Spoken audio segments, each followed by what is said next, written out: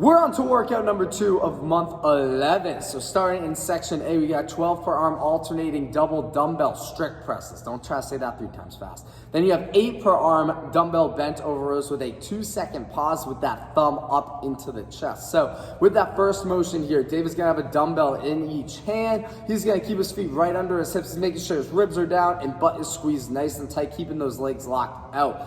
With both dumbbells up on his shoulders, he's just gonna press one out so his fist finishes right over his shoulder with that locked out arm. Once it comes back down, he's gonna alternate to the other side. So he's thinking about keeping that core locked down and getting that full lockout at the top as best as he can. Then he's gonna have 8 per arm of that dumbbell bent over row. This is gonna be not to a bench, just body weight, yeah. So he's gonna stagger his stance. He's got that dumbbell in his right hand here, so his left foot's in front and his left arm is resting on, oh no, that's your left arm is resting on your thigh. And from here, he's gonna make sure his back is flat, so he's not rounding over, and he's gonna drive that dumbbell up into his armpit, pause for 2 seconds, and then he's extending it back down. So it's a nice controlled motion. Make sure you're sticking to your 2-second pauses.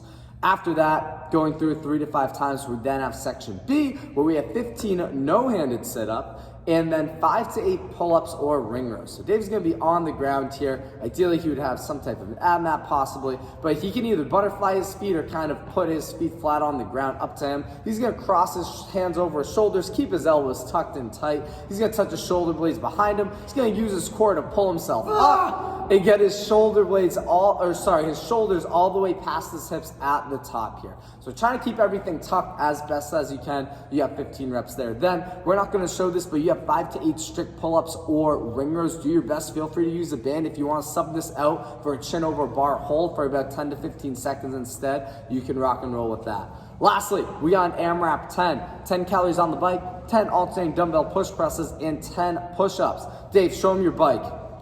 Yeah, really good. So 10 calories done, just like that. Amazing. Then you got 10 alternating dumbbell push presses. You're gonna have 2 dumbbells up on your shoulders again like we did in section A for the strict presses, but now he's gonna be able to use his legs a little bit. So he's gonna get about a 2-inch dip down through his heels. He's gonna drive up and launch one dumbbell up to the sky. Then as that weight comes down, he's gonna absorb that weight, load up, and go right into the next rep as you can see him doing.